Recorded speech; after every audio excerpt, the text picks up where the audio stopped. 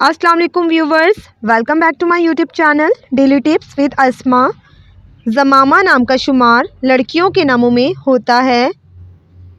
ज़मामा एक इस्लामी नाम है। ज़मामा नाम की इब्तदाई तारीख अरबी ज़बान से निकलती है। ज़मामा नाम की लड़कियों के लिए खुशकिस्मत नंबर 3 माना जाता है। ज़मामा नाम का मतलब है आबरू, जुर्रत। खुशकिस्मत दिनों में मंगल और इतवार का दिन शामिल है। ज़मामा नाम का शुमार इंटरनेट पर सबसे ज़्यादा सर्च होने वाले नामों में से ही होता है।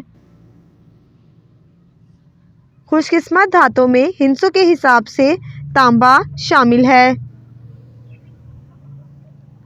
ज़मामा नाम के अफराद के लिए मुआफिक रंगों में बनफशी और सुर्ख रंग शामिल है।